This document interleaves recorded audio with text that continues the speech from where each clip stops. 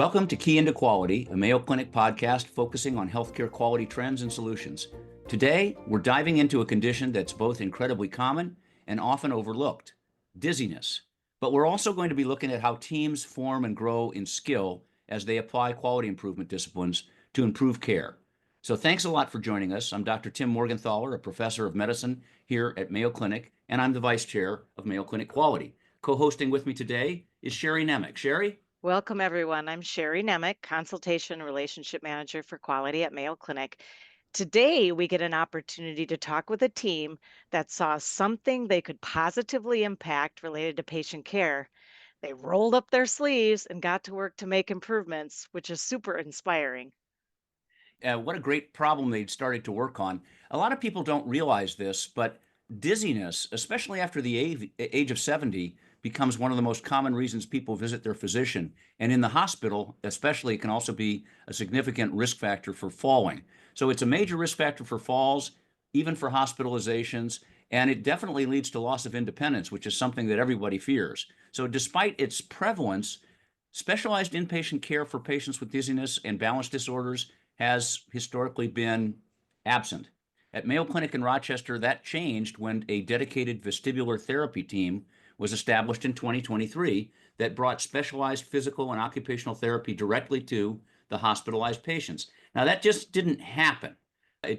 Those kind of improvement efforts don't come about. It takes people who are caring for patients to notice that there's a opportunity for improvement, and then it takes people to come together and work on it. And so this whole effort was really the result of a structured quality improvement project within the overarching guidance of Mayo Clinic's Quality Academy. So through this initiative, therapists applied proven quality disciplines to improve care, reduce falls, and to ensure that patients could be safely discharged.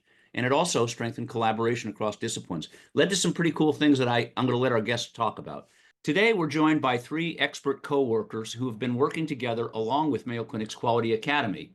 And I'll introduce them now, and then they can tell you more about themselves. So our three experts are Allison Grunst, who's a physical therapist and a lead vestibular therapist, Leanne Pataky, who's a physical therapist, and Anna Whitham, who's an occupational therapist. So their work isn't just about improving patient outcomes, it's also about learning and applying the science of improvement. And through Mayo Clinic's Quality Academy, they didn't just identify a problem, they did something about it. Let's hear about how they did it. So Allie, Leanne, Anna, welcome to Key into Quality. Thank you so much for joining us. Maybe I could just ask each of you to introduce yourselves a little bit. So Allie Grunst, could you please just tell us a little bit about yourself and how you got to Mayo Clinic and what your current position is? Yeah, thanks, Dr. Morgenthaler. Like you said, I'm the lead physical therapist here at St. Mary's campus, but I do provide some leadership services in terms of vestibular down at our Methodist campus as well as the outpatient practice. I've been at Mayo for 5.5 years, and I kind of stepped into this vestibular role about a year and a half ago. Fantastic. And how about Leanne? I've been here for 5.5 years as well. I'm a physical therapist. I work all around St. Mary's in the trauma, ortho, general medicine floors, but have a special passion for vestibular therapy as well. And Anna, maybe you can tell us a little bit about your situation. Yeah, I am an occupational therapist, so a little bit of a different spin or profession that takes a look at the vestibular practice. And I like to say I'm the product of the QI project. So I kind of took their understanding of vestibular and applied it then to the OT practice and went on to kind of become certified in vestibular and then be able to roll out those treatment and interventions to our patients. It's such a pleasure to meet all three of you. Now, you're all here in Rochester, Minnesota, and before we get into the meat of the project, I just have to ask, are all of you from the upper Midwest, or did you come here from other parts in the United States? Not far away, just over the border from Wisconsin, me and Anna. Yep, I'm from Okay. Wisconsin as well. And how about you, Leanne? I'm from Virginia, actually. Got sucked over here by my husband. So Well, we're grateful to him. So yes. let me just start by asking, you have a particular project here, and maybe Allie, you could let us know. Tell us more about the particular problem. How did you first get interested in it? How did you begin to envision how you deal with it? Give us the starting point. Sure. Well, the starting point was actually one of our colleagues kind of abruptly left our practice here at St. Mary's. He had done a lot of work in the vestibular realm. He actually worked in the emergency department, so just was really plugged into kind of those acute vestibular needs. And when he left, it left a large practice gap that kind of took us a while to realize. And actually, what was happening was Leanne, myself, and a few other colleagues were the only people feeling comfortable to treat patients with vestibular needs in the hospital. And after that had been going on for quite some time, like almost a year, we all kind of just pulled together and said, this is feeling really stressful. How can we make this better? And that kind of led into creating our vestibular club and ultimately to the quality improvement project. Before we go further, I wonder if you could help me and our listeners. You're talking about the emergency room and vestibular problems. Give us some examples of what kind of situations bring about those two intersections give us like a case example.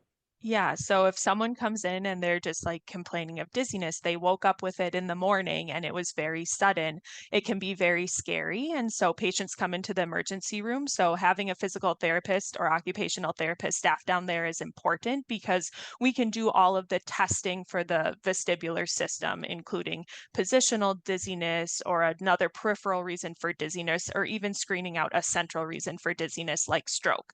So having that provider leave the emergency room really created an increased burden for us in the hospital because no one was screening those patients out in the ED, leading to increased admissions.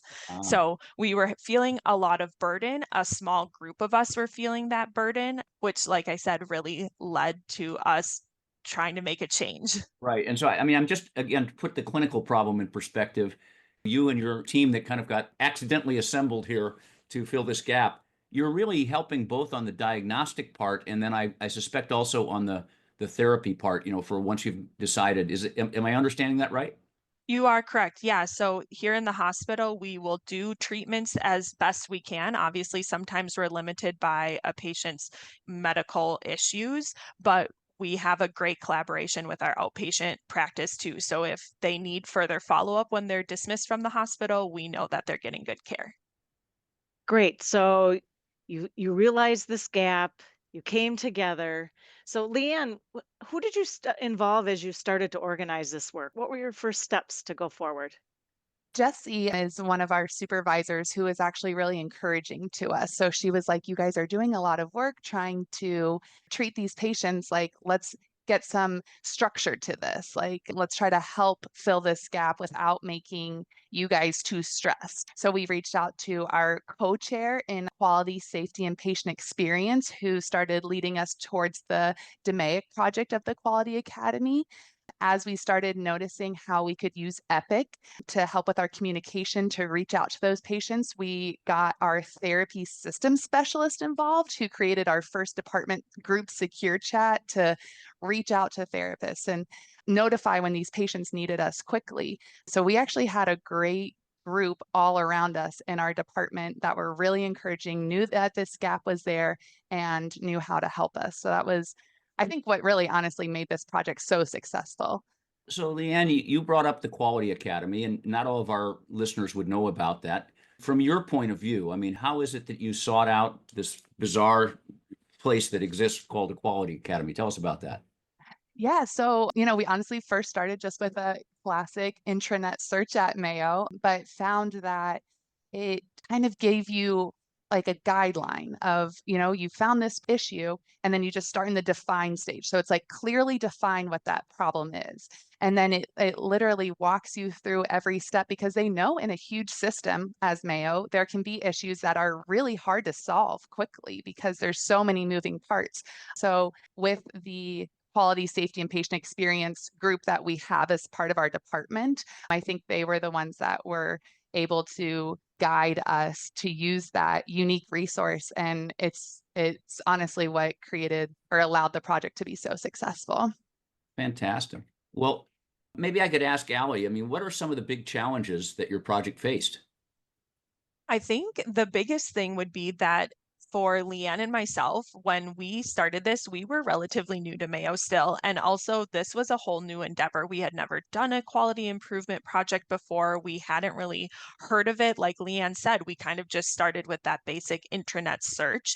And I think for us, one of the challenges was that we knew that this was so worth it.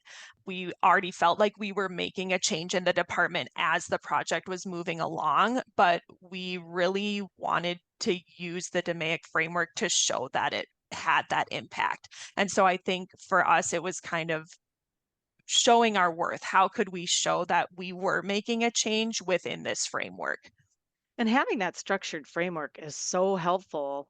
A lot of times when people start a project, even in the define stage, they want to jump to solutioning. And Mhm. so having this methodology to really help you go through to make sure that you're solving for the right problem, et cetera, I'm sure was super helpful.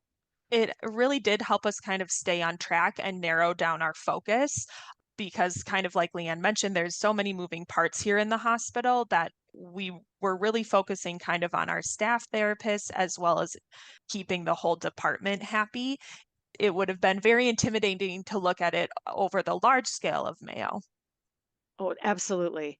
So, Anna, I'm going to pull you in now. So, as we understand, you were part of the initial group that started this project and endeavor.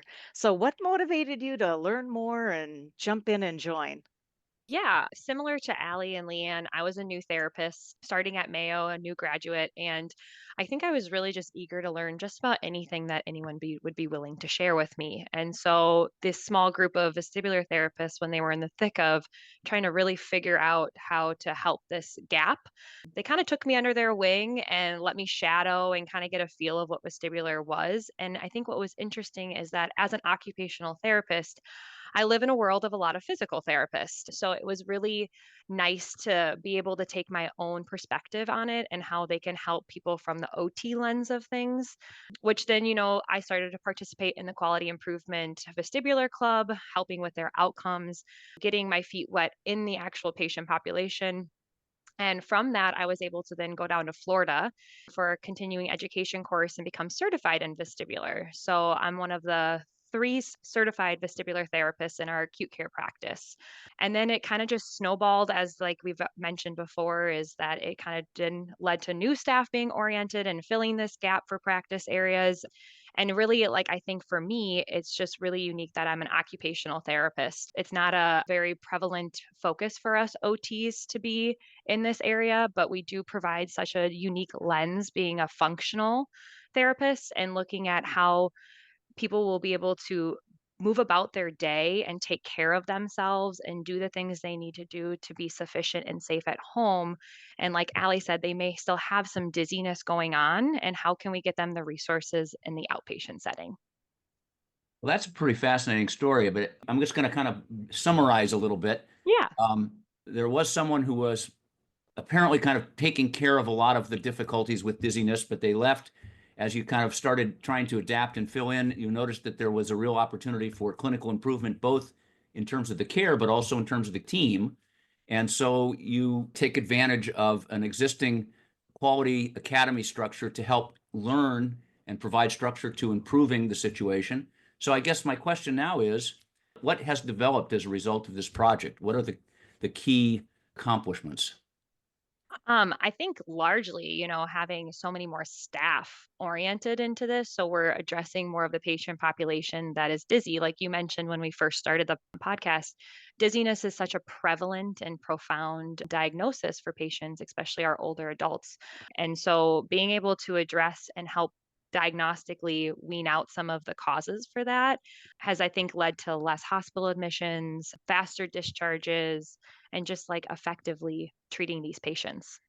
Yeah, I agree with Anna. I think that the increase in staff is great. I think it just increases awareness overall in the hospital rather than just being this small little team. I would also like to highlight something Leanne mentioned before is that we have a group secure chat within Epic, which is how we kind of communicate to each other, and other staff members too outside of our department can communicate with us that way.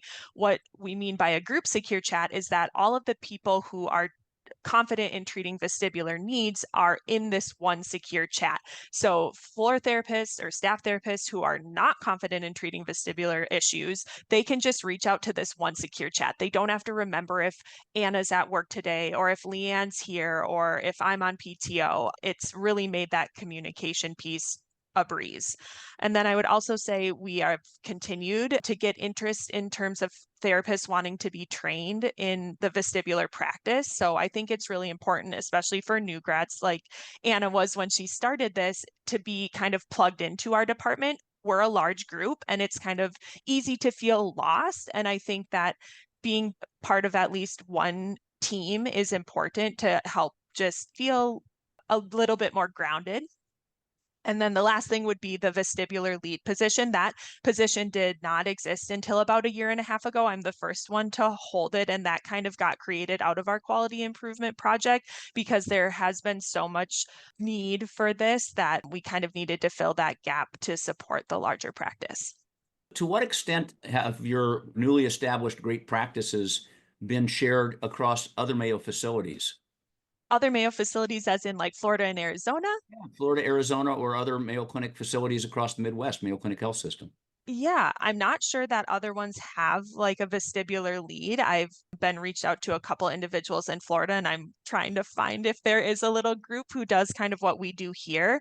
But I would say there are people down at Methodist who treat patients with vestibular needs, which is wonderful. And then this has also led to better collaboration with our outpatient therapists who work down in Gonda 12. So at our other campus here in Rochester, we've really bridged the gap in kind of collaborating with them. So lots of really positive things I'm hearing, both for patients and for the staff and the team, and feeling supported on both sides. Anna, you started to talk a little bit about the positive impact to patients. Can you tell us a little bit more?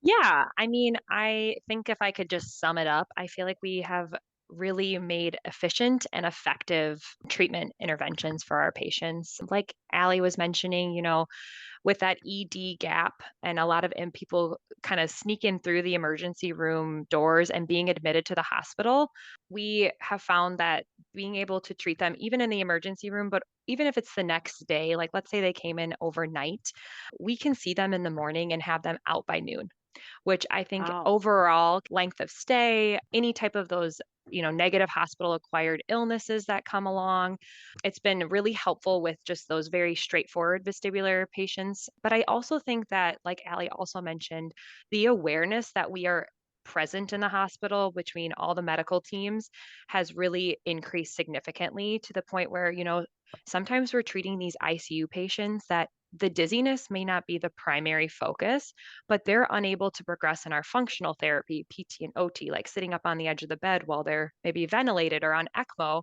because they have potentially like some kind of peripheral vestibular involvement. And we're able to address that as best as we can to hopefully promote better outcomes down the road. So it's really just streamlining the patient's needs and really, again, providing that effective and efficient treatment and assessment for them. That is exciting. And I know Yeah. if I'm a patient that has dizziness, I want you guys around. I'm kind of wondering, as you've done this, like you talked about, a vestibular club. I mean, what's been the impact on the staff at Mayo Clinic of your project? What do you think are the next steps and, where do you go from here? Maybe Allie, you want to answer that. Sure. I would say that we've improved satisfaction with how patients with vestibular needs are managed. I think prior to this club, there was a lot of stress that was happening. People didn't really know who their supports were. And like I mentioned before, I think a lot of staff have wanted to join our club because they do see that patient impact that Anna was talking about. They see that we can make a difference, that, we're collaborating a lot with different medical teams. The patients just feel so thankful when we can provide them answers about this dizziness and make them feel better. So I think overall, it's just been a real big win. Wonderful. A lot of times our listeners are thinking, wow, great work. I wonder what we could do to get started in this space. What ideas or suggestions might you have for them? I think first we would say to set aside the timeline that you have in mind. This was something that took a lot of time, took a lot of patience. The path that we initially envisioned did not happen. It took us almost 2 years, but it's worth it. We had such great success with our project because we closely followed that DMAIC system, followed the resources that were given by the Quality Academy for our use. And to reach out, the more that we reached out to other disciplines, to other specialists, like everyone was so positive, encouraging, wanting to help, and using all of those resources together. Because we started out as just floor therapists, just like everybody else, had never had any leadership experience or anything. So this was an amazing experience for all of us, but could not have done it without asking, reaching out, and the amazing team that surrounds us. Yeah. Any other thoughts from Allie or Anna? I think Leanne said it well. I agree with what she said. So I do have one other question. Now, it's been mentioned several times. I mean, this has been about patient care. This has been about you all forming a team. This has been about improvement, and it always gets me excited. But this is also, several times we've mentioned the Quality Academy and the benefits of learning the disciplines and tricks of the trade for quality improvement, that you really feel that has helped you. Maybe you could just, someone could share with our listeners a little bit about the Quality Academy, bronze, silver, gold certifications. Where does your project fit in on that part of Quality Academy that we offer here at Mayo Clinic? Yeah, so the quality improvement project that Leanne and I did got gold, which is the highest here at Mayo. Bronze is the lowest, silver, gold obviously makes sense. But when Leanne and I started and we reached out to some of those supports, they encouraged us to go for silver. And I don't know if it was delusional that we thought this or not, but we said, why not go for the top? So again, I think it goes back to that we all really felt that this was important and we were making a huge impact. And so we said, there's no reason we shouldn't shoot for gold, I guess. And I'm just going to provide a little bit of background. Bronze for us at the Mayo Clinic Quality Academy is something that everybody can do. It's basically becoming familiar with the concept that we need to improve, that there's a way to improve, what's the vocabulary of improvement, what are basic techniques. Silver level accomplishment is really doing an improvement project, and you can be a participant and so forth. But you all mentioned a key word here, and that was lead. I think, Leanne, you brought up lead, and that when you are creating a gold project, you're also creating leadership in quality improvement. And that's one of the requirements for a project being granted a gold level certification. And you all have certainly done this. What an Amazing work. And it's really fun to hear and just kind of feel the excitement from you all. Anna, you were really particularly somebody who puts a smile on my face, because you came into this without really knowing that you wanted this new thing, and then here you go off and become certified. So go you. That's fantastic. Well, it would be delightful to talk more, but this is kind of the end of our podcast. So we're very glad you could join us. We're very grateful for you all not only doing the improvement work for our patients, for our coworkers, but also for sharing with our listeners. For our listeners, we hope that you found the information insightful, valuable, inspiring. Again, Mayo Clinic's Key into Quality podcast aims to highlight some first steps in addressing important quality challenges in your organization. Our goal is to improve quality for patients and the populations that we all serve. If you enjoyed this podcast, we'd be grateful if you left us a review on Apple Podcasts, a rating on Spotify, or feedback wherever you listen. You can also follow us on your favorite podcast platform. Let others in your organization know about the podcast so that the information can be spread. Until next time, goodbye.